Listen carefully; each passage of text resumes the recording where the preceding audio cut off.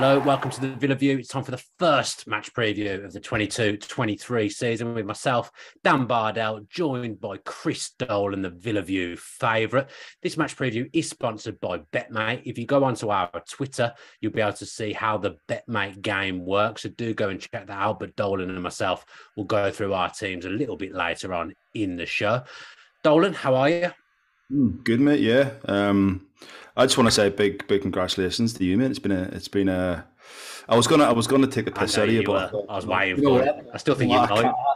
No. Do you know what? Like, credit where credit's due, as they say. I think Tom posted a really nice tweet about, we've obviously been on the journey together, and we've known each other for the last sort of 5 or 6 years, and to know what you've been through and the graft, as Tom said, like the graft that you put into sit in that chair is commendable. So massive respect and massive well done, and it's kudos, mate. So well done, mate. Congratulations. Thank you. There may be people who haven't got a clue what you're talking about, but you can explain. No. So for those that don't know, I am on Sky Sports News once a week through August for the transfer show. So actually in person in the studio. So I did my first one today. It's quite a proud moment because it was something I always dreamed of doing. So to tick that box today was a proud moment. And thank you to Dolan for his kind words. Just quickly, while we're on the subject of Tom, I had to go and do the Athletic podcast after Sky today, and I did it at Sky. I went back to the old booth to do it. Oh, mate. Mate, fond memories of being in that booth. Memories. I know. The thing is, like, me, you and Tom never actually made it in the booth because it was tiny. It was minute. It felt like it got smaller unless I've got bigger. Yeah. No, they were good days, man, and it was. It was either me and you, or you and Tom, or me and Tom, and there was always that fallback booth that we had if we couldn't get into the St Andrews booth. And then you'd have then you'd have the guys next door, like on a Wednesday, commentating on the Spanish football, and you had to keep your noise down when you were going through the sliding doors into the studio. But they were good. I occasionally dip into the old podcasts from it's just good to. It's good to relive some of the memories, and they were good times. Even though we were, for the majority, we were going in there after, off the back of a defeat to Brentford, usually in the last minute. But it was they were good times when you look back and you see how far we've come as a club and even as a podcast. It's good. It's good. Yeah, I much prefer doing match previews that are based around the Premier League than I do the Championship. So we are doing that today. Villa are away to Bournemouth on Saturday, Dolan. Bournemouth feel a little bit in disarray. Scott Parker's not entirely happy with their transfer activity so far this summer. They're desperate to bring players in particular centre-backs. I think they're quite close on a goalkeeper, Neto, from Barcelona, but I don't think that will be done by the time Villa roll into town on Saturday. So it feels like we're actually quite settled, got our business done early, we're in a good place. Bournemouth a bit of a mess. Scott Parker not happy. So I'm fully expecting Bournemouth to Aston Villa 1 come 5 o'clock on Saturday afternoon. Yeah, I mean, I refer back to last season, Dan, when we went to Watford, all full of beans, and it was an absolute drubbing, to say the least. I remember it was the Matt Targett versus I think it was Sarr. Ismail Sarr, and it was man against boy, and so I'll always reserve judgment against the newly promoted teams. But then you look at when they were first in, and the year under Tim Sherwood, and we went there and we got a winner with Gusted, and then we didn't win again until December. So even if we didn't win for 19 games after that. Yeah, so even if we win 1-0 on Saturday, I'll reserve judgment until the end of the season. But listen, on paper, you'd expect us to roll in, do the job, and go home with 3 points. You look through their team, and they've bought Tavernier from Borough. The kid, is it Lowe from Blackburn, the midfielder from Blackburn? Rothwell from Blackburn. Listen, they've got a few decent players in there. Like, they don't seem to have like a natural goal scorer. I know they've got Solanke. He's just signed a new contract, Solanke. A long-term deal. He's a very, very, very competent championship striker, but you see what he was like in the Premier League, and it didn't quite work for him at that level. But listen, Parker's got a lot to prove. Our record against Parker as a manager is quite good, but our record against Bournemouth in the Premier League over the last few seasons isn't very good. They were obviously one of the teams that did the double against us, like as seems to be the gift that keeps on giving. Bournemouth did the double against us the year they went down, and Watford did the double against us when they went down last season. So taking nothing for granted, but you'd like to think we've come a long way since last season, and we need to get off to a quick start. Yeah, an exciting day today as the squad numbers were announced. Not really any. Your favourite? It is my favourite day. But you know what? Not much change. I was a bit disappointed by it. Diego Carlos, we pretty much knew was getting through. Ings had changed to 9, and then everyone else pretty much kept the same. Not happy with that. I was surprised. I thought Ramsey would have jumped up, but maybe it's a bit of a superstition. Maybe that is it 41. Is he 41 or 44? 41. 41. Don't test. Maybe That's kind of me. Maybe that's going to sort of stick with him. But it's as you said. It seems to have stayed pretty much the same. Bar Carlos and Ings. But I know Chukwuemeka's shirt's up for grabs, so the big 33. Anyone that wants to come in for that's more than welcome. Yeah, Carney Chukwu Moneymaker, as I was calling him yesterday, because I'm still shocked by that. We should let's talk about that a little bit, because I was obviously on Sky earlier, and I was saying Villa, I think, will be quite happy because they were going to lose a player for minimal compensation in 12 months' time. I think the plan was, when I was speaking to Villa a few weeks ago, the plan was that Chukwuemeka was probably going to see the season out with Villa, and just whatever would be, would be.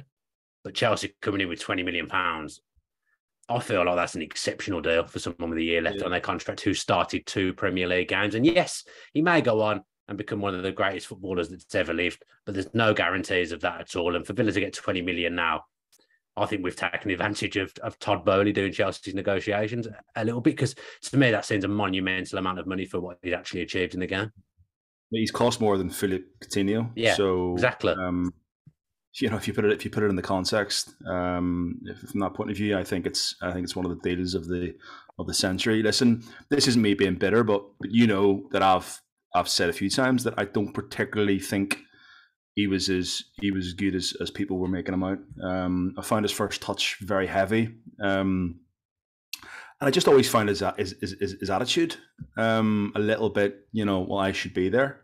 It was kind of, you always felt he felt it was his right to be in that 11, if not in that squad. And when you don't want a player, we kind of had it with Callum O'Hare a little bit. I think O'Hare was more like Purslow wasn't maybe a fan of O'Hare, whereas the club wanted to keep Chukwuemeka, and you got to look at it from a bigger picture. But then if somebody's dangling, if someone's dangling 90 to 100 grand in front of you, and you're going to move down to London, the temptations are just too much. He says he's a Chelsea fan, didn't he? I didn't know that. I didn't realise that until today. It's not been advertised anywhere until today, but I know Villa made a very, very decent offer to him that I think would have made him the highest paid teenager in the country. I imagine he's still now the highest paid teenager in the country at Chelsea, on a little bit more money than Villa would have been offering. But to say he's going there to play football, he's less likely to get game time at Chelsea, in my eyes, and most neutrals, I'm sure, would say that as well. But I think the damage had been done earlier on. As soon as he wasn't going on that tour, I think that was it. His future was going to be in a little bit of trouble. But fair play to Gerrard, because he took the hard line with him. Gerrard wanted him to sign. He spoke about it as soon as he got the Villa job, and that offer's been there for such a long time. Yeah, he brought him on in games. Big games. He brought him on in games when we needed that we needed to win, and we needed to get something out of. And he brought him on, and he brought him on in big games against City, Manchester United, Liverpool. And some of those games he had an impact, some he didn't. But the 2 he started, Brentford and Burnley at home, he got hauled on 60, 70 minutes. And he wasn't great. He wasn't great. I mean, for me, Rugbanen, I think, is more pleasing on the eye. I know there's slightly different players. I know he's more of maybe more of a sort of a DM, as Carney thinks of himself as more of a number 10. But I don't know, there was just something about him. I just didn't. It just didn't catch my eye. I look at Kessler Hayden over pre-season, and I think, he's a talent. Like, everything about him just looks spot on. I know Archer's 22, but he's not. He's 20. He's 20 Archer, I think. He's not 22. Oh, is he 20? I thought somebody said he. I read he was 20. There might have been a mistake from someone in our that was Villa. Was that Villa on tour that said he was 22? I don't know. He's 20 though. I'm pretty sure he's 20. And for me, you look at his overall sort of stature and the way he finishes and the way he plays. Like, he stands out, whereas Chukwuemeka never really stood out for me. So for me, 20 million quid for a player that's played, less than sort of 2 starts, 5 or 6 appearances in the Premier League. I think the closest he came was hitting the post against Tottenham last 2 seasons ago when we beat them 2-1. And it's just a shame because you look at the club and you're being managed by arguably one of the greatest midfielders of all time. You're in a club that has one of the best academies in the country. Your brother's there. You're loved. The club want you to stay. You look at the likes of Ramsey and Archer and Hayden and the path that we give these young players, and he's decided to follow the bright lights of London, and it's good luck to him. But yeah, I was going to say good luck to him. No hard feelings. We're speaking about it. He's 18. He's 18. I'd defy anybody at 18. I'd defy anybody at any age to have 80 to 100 grand dangled in front of them, because he's set for life. He's set for life by the time he's 21, 22.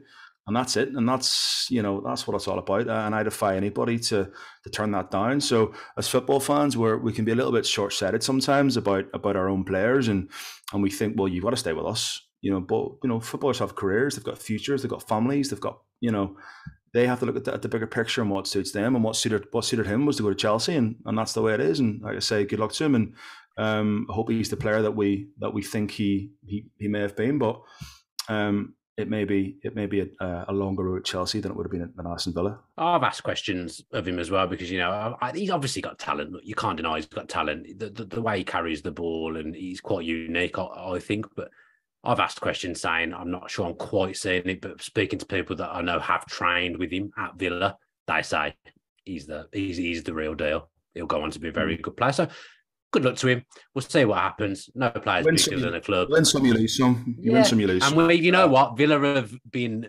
around and took a lot of youngsters from teams in recent years, so I don't think we're in a position to he came from Northampton. Was it Northampton when he was like 8 or 7? Was he 8 or 9 from Northampton? So good luck to him. These things happen. For Villa to get 20 million, though, I don't think a week ago Villa couldn't have dreamed of that. And it's a great scenario for us in the end, because we were just looking like losses all round for us. There was no win to come out of this for Villa at all. Now, £20 million in the bank, 20 million again of pure profit towards financial fair play. I think fair play. It brings our net spend to about like 3 million or something. Net spend over the last couple of years has been really low, which is the money we've spent is probably what's needed. It doesn't mean you're unambitious or you've got no ambition, because we've essentially now Kamara's coming to Villa. It's a £40 million player at the very least, I would say, playing in that France midfield. We've picked him up for a free. We've been crying out to be run well for the last decade. Yeah, and we've needed a few summers like this because there's been a lot of money spent. Even that first summer back in the Premier League, think of the money we spent. A lot of that would not have been recouped. Villa have made, Villa as well have made nearly 40 million this summer on 3 players that didn't play. Target was gone for half the season. Trezeguet, I think we got about 3.5 million for. He's gone, didn't really play. And then Chukwuemeka started 2 games. Villa picked up £40 million nearly for players that played under 50% of the minutes. So I think we can be very pleased with the outgoings so far this summer. I think there's probably more to come, ideally, for Villa. But I think we can be happy with the incomings as well. Somebody tweeted yesterday £120 million on 2 academy products in the last 12 months. Not many clubs can pull that kind of thing off. That's not normal. Again, when you look at that, that's probably paid for the academy. That's paid for the facilities and the academy in itself and 2 players. So, in my head, that's incredible business. Yeah, let's talk about the game a little bit then. What are you expecting from Villa? We've had a good pre-season, unbeaten. Things are looking good pre-season. It depends how much you gauge, how much you put on it, I guess. But I've seen pleasing signs. I've seen things I'm happy with.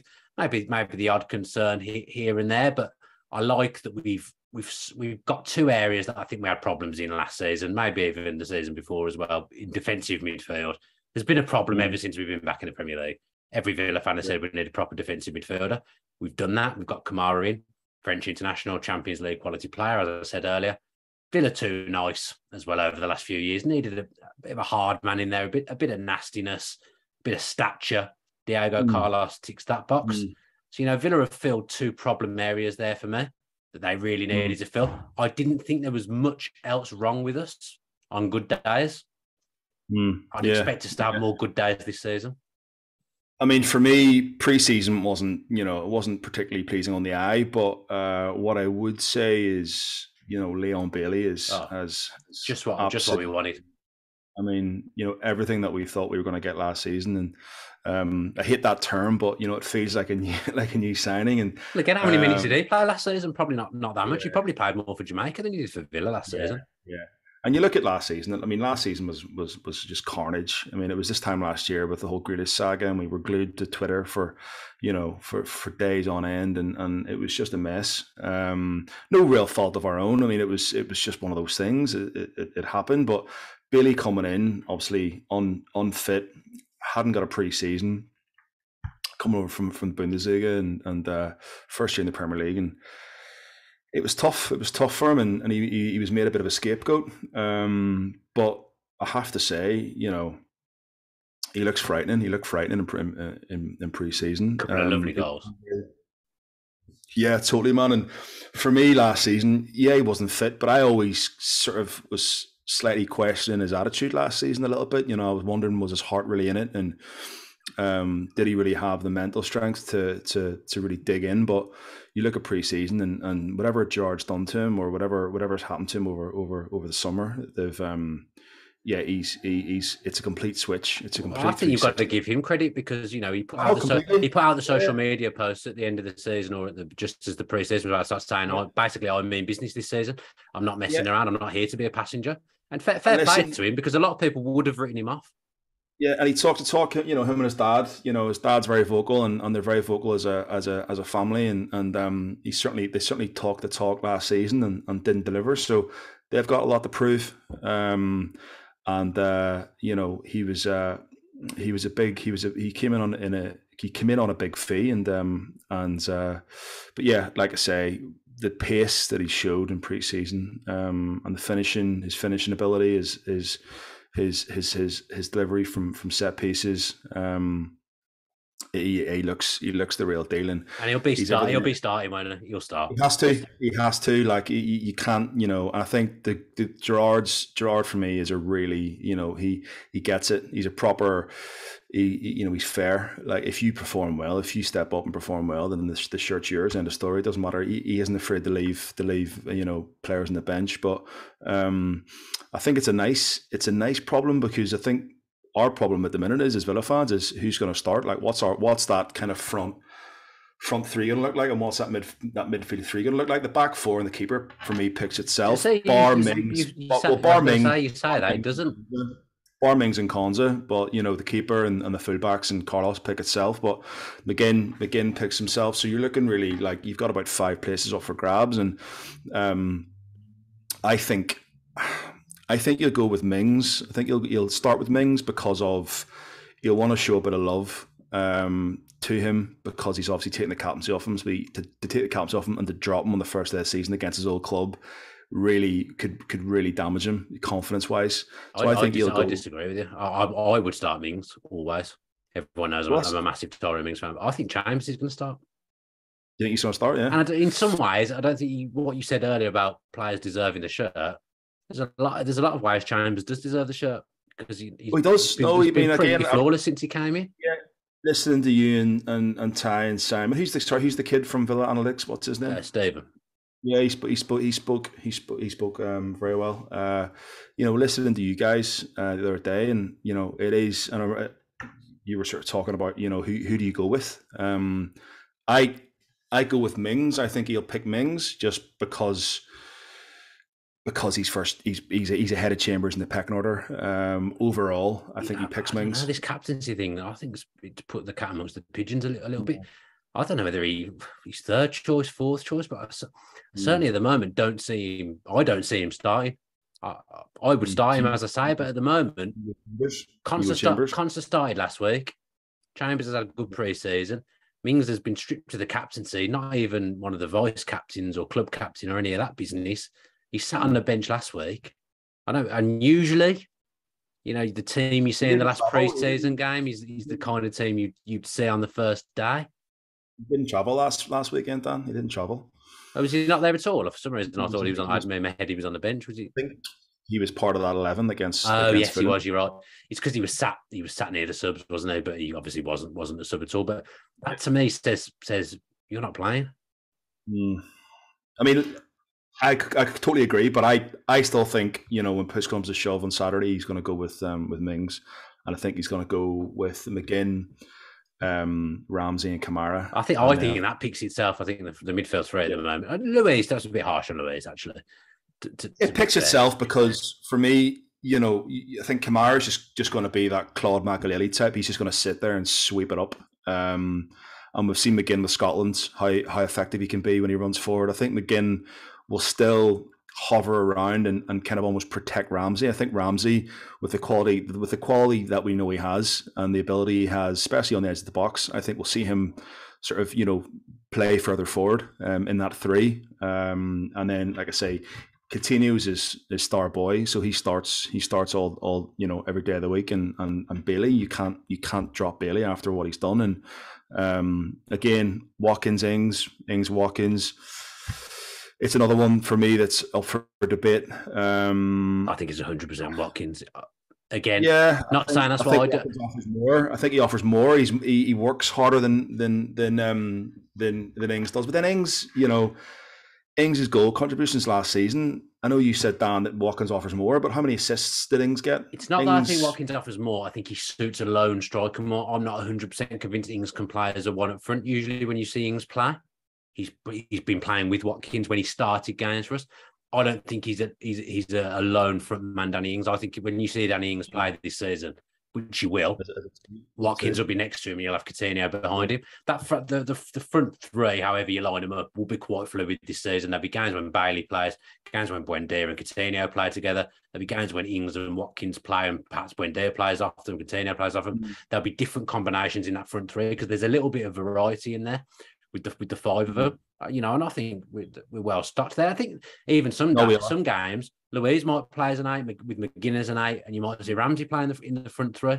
There's good options, there's good alternatives there, and you do need different. Billy can play. I mean, you can play Billy up top as well. So, through the middle with Buendia and Coutinho on either side. So there is options there, but I would just love. I don't know. Like it's a tricky one because we did see Buendia Coutinho together for quite a few games last season, and it wasn't clicking. And then when we changed, when we tweaked it, we saw more of an impact. I would expect that to be different now because they've now had that pre-season. They've now had a whole summer to get on board with what Gerrard wants. So if we ever play with 2 number 10s, which I don't think we will on Saturday, I would expect to see it work a little bit better. You've also got, I don't think you can overstate enough what having Kamara in that midfield will do. He's a good distributor. We'll see. He's a good protector. No, I know he might take some time, but overall, having that player that basically offers the best of Louise and the best of Nakamba, that would do wonders for those behind, and I'll do wonders for those in front as well. Even though I look at Souček and Rice, I know they're a partnership. What they offer that West Ham defence in terms of protection, and then what they offer the front players in terms of stability to be able to do your thing. If Kamara can offer us some semblance of that, which I think he will, it's going to be a massive difference to Aston Villa.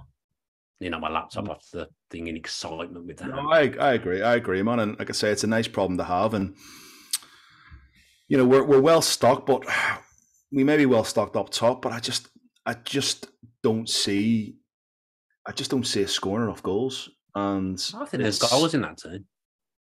I don't know, man. I mean, I'd expect to see more from McGinn now. I think he's got two goals last season, was it, from John McGinn? Yeah. He will have more license to get forward now and get in the opponent's box. I would expect to see between 5 and 8 goals from McGinn this season, maybe. You've got Ramsey, who scored 6 last season. Coutinho should be getting on the score sheet. The two strikers, whatever we say about Watkins, he's hit double figures 2 seasons running. Not many strikers actually do that. I know it sounds stupid, but now in the modern day, a striker getting double figures, it's not that common. No, it's a fair point. It's a fair point. I think probably we judge Watkins on the goals he could have had and should have had, possibly. Yeah. As opposed to the goals that he does get. I think we just need to get behind. Greg was saying this on The Athletic the other day. I think we need to get behind Watkins for a bit. He's our main striker. I think if we give him a bit of love, you'll probably see a different player. And I think there's certain things he needs to change. Well, I think there's things he can work on in his game for absolute sure. I also feel like he does. I feel like he carries a bit. Do you know, Mings had the captaincy removed because they're saying it'll do him good. He takes on too much responsibility. I kind of feel like Watkins shoulders too much when he's missing chances and beats himself up a little bit too much. You just got to go. You've just got to go again. No, I agree, mate. I agree. Listen, fresh start, fresh season, and there's talk of bringing in one or two more, but I just don't know who you bring in and how we strengthen, because you look at that midfield area and the number 8s. But for me, we're kind of packed full of midfielders. There's a lot of midfielders in that squad, and even though the balance mightn't be quite there, but I think we need to shift a few. I think I'm stunned to see the likes of El Ghazi and Gilbert still there. I think he'll probably go towards the end of the window. Yeah, I think he'll. I think we'll sell Traore as well. I think that'll probably happen. Him and Gilbert are a bit surplus, I think, those two. Yeah, I think you're right. So we're looking at probably another 3 more to go out the window. And we know we're not going to recoup. We're not going to recoup anywhere. We'll probably get the guts of 7 to 10 million for Traore, and 3 or 4 million for Ghazi, and Gilbert may go on a loan and then sort of leave next summer on the free. But yeah, surprised at the lack of outgoings, but I suppose it's the market, isn't it? And the players that we need to get rid of aren't exactly the easiest players to shift every on. Club. If you look at so many clubs that haven't even made money from players that are surplus because they can't get rid of them. There's no take. EFL now, it's not a dumping ground anymore because those clubs don't have any money post COVID. They just don't have the money to bring those type of players in. And if someone even across Europe as well, everyone's skint apart from the Premier League. Yeah, if Villa, personally now, I'd be surprised if anything came through for Villa. I know there's still a long time with the window left. I think we're pretty well set. If suddenly, I said this on Sky earlier, if suddenly a number 8 came up that was better than McGinn, better than Ramsey, and Villa knew they could get them and it was achievable, Villa would do it. They'd spend the money. Same with the striker, I suspect, but that's the only time they'll do it if something better comes up. It's unlikely that market's going to be available to Villa of 2 people coming up that are better than what we have. So if that doesn't happen, we won't buy anyone. That's just how Villa operate. And I agree with it. There's certain deals we've done, like Olsen, the left back, that we know are backups. Villa wanted a very specific type of player for those roles, and they fulfilled that. But they're not going to just sign a backup number 8. They're not going to do that. They're not going to just sign a backup striker and stunt Archer. They'll only sign someone who's top quality that's better than what they have. And I agree with that. Yeah, but for me, you're not going to get much better than Ramsey and McGinn in my book. Well, they won't. He doesn't drop McGinn because he's club captain, and for me, Ramsey's one of the first names on the team sheet. I think he's that good. There's got to be a touch of rotation and competition for places. What are you saying about Ward Price? Do you think there's any legs on that? Do you reckon we could dip back in for Ward Price? Nah, I wouldn't have thought so. Southampton wouldn't sell him now. Your knowledge across the board, of individuals is probably a lot better than mine.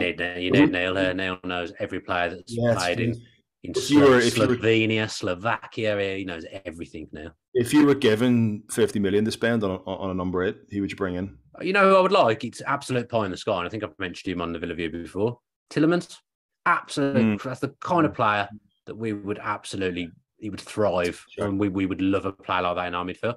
It's probably not realistic. 50 million would 100% get him. He's just waiting for Champions League football. At this point, we're not in a position where we can attract players. I've said it previously, we have done well to attract some of the players we've attracted over the last 12 months, really. And Gerrard deserves a massive pat on the back for that.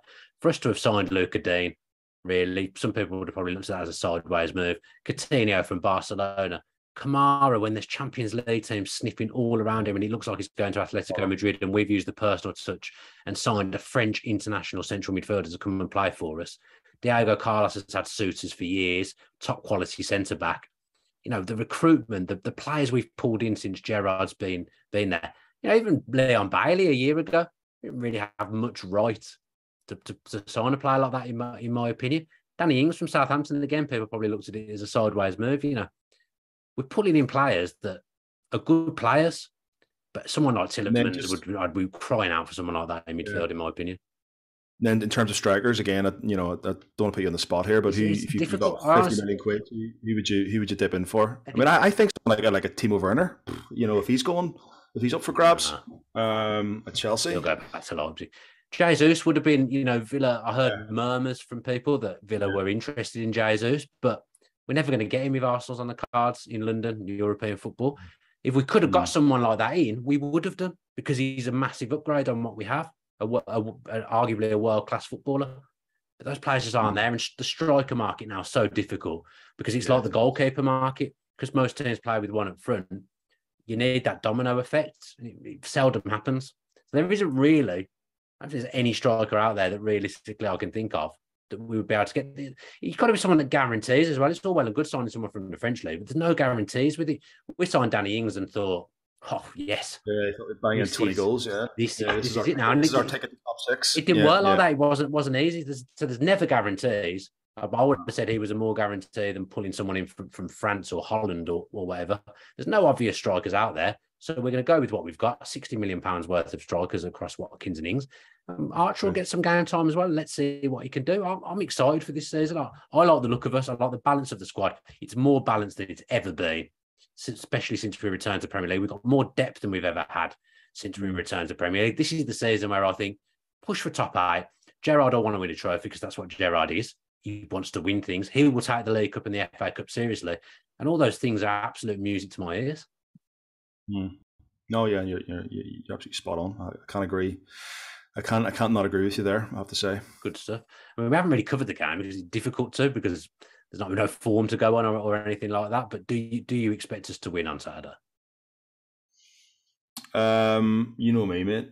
I base things on sort of previous occasions, and like I say, there's nothing in Villa's recent history that gives me any confidence going into Saturday. But we should go there and take 3 points. And good time to play them, in my opinion.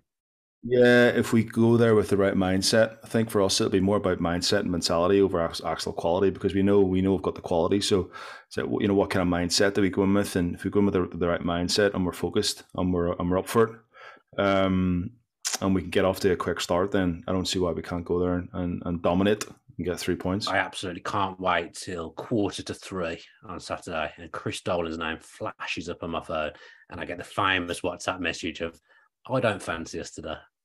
I've missed that over the last few months. I cannot wait. I'm out on Saturday, so kind of me and the missus, I've been so busy over the summer. I just haven't had a chance. I've already had a day off, and we didn't get to celebrate a birthday, so we're heading out on Saturday around kind of Bermondsey way. So I shall probably be several pints of Guinness in by 3 o'clock. So you may get a FaceTime. Well, I'll be watching the game, so I hope I don't get a FaceTime. Let's quickly, before we go, then talk about our sponsors, BETMATE. So as I mentioned, go head over to the Villa View's Twitter and the instructions will be there on how the game works. But basically, you pick a 7-a-side team from the Villa game that's taking place. You then have 4 subs as well, but you're only allowed a maximum of 6 players from each team. So the maximum of 6 players. So I've got 6 Villa players in my squad. And to be honest, my starting lineup is very, very Villa heavy because I fancy us at the weekend. So I've got Martinez in goal, Cash and Luca Dean as my defenders, Coutinho and Leon Bailey in midfield. Leon Bailey has been given the captain's armband in my team. And then it's Ollie Watkins and Dominic Solanke up front. My bench is then filled with Bournemouth. You've got Travers, Lloyd Kelly, Christie and Jamal Lowe, who I'm pretty sure will not start for Bournemouth at all, but I had to put a striker in from somewhere. So yeah, that's my team. Dolan, what have you gone for? Actually, could you give me a bit of stick at the start of the show? I made a quick sub. Did you? So actually, mine's exactly the same. I've got Martinez, Digne, Cash, Bailey, Coutinho, Solanke, and Watkins with a bench of Travers, Mepham, Lerma, and Kiefer Moore. So Bailey captain. Bailey copied me. Basically, just copy my team, haven't you? Exactly the same. Thanks. Yeah. That'll make for an exciting league. That should encourage people to join the league and try and beat us. When me and you get exactly the same score every week because you've copied me. Yeah, well, we can half the winnings. No. We're doing it properly. We're not gonna do that bet, mate. Don't worry about that. But yeah, go on our social media, check out the rules, and enter your team, and see if you can beat us. We tried to get games going on the Villa View before, and pretty usually everyone beats us. So this will be another chance for people to beat Dolan and myself. Adam's in there as well, producer, probably copying my team as we speak. I can see him typing away on his phone. He's probably putting the exact same team into his phone. So that does us for the match preview. I'm probably gonna get a lot of stick from all the craft beer guys for drinking this. But yeah, when you say to me, why do I ever get sent anything? It's because you're not loyal to the brands, man. I don't really care what the craft beer, mafia say. Not loyal to the sponsorship, so that's why they don't. That's why they don't send all those craft beer ones. You go and watch that Brewdog video on YouTube, and we'll soon see. Can we not mention other companies on when we have the Villa View have a different beer sponsor, please? Anyway. Let me do my outro. For God's sake, try and do an outro. We always do this, and you interrupt me. That does us for this week's match preview. We'll be back with a Purity post-match pint Sunday or Monday. I suspect to do watch out for that. Cards on the table. I had a difficult year last year for a variety of reasons. I was very busy as well with work, which didn't really help. So Villa View fell by the wayside a little bit, hoping this year to be back on it, get the videos out regular like clockwork so everyone knows when they're coming. But so you do know when they're coming, do subscribe with your post notifications on. I think we've been on the same subscriber numbers for about 4 years now. So yeah, if you're not subscribed to the Villa View and you've enjoyed the video, then please do. And even if you've not enjoyed the video, subscribe anyway, just for a laugh. Thanks to Dolan for joining me. Thanks to Adam for producing and editing. And as I say, we'll be back next week with a post-match pint. Up the Villa.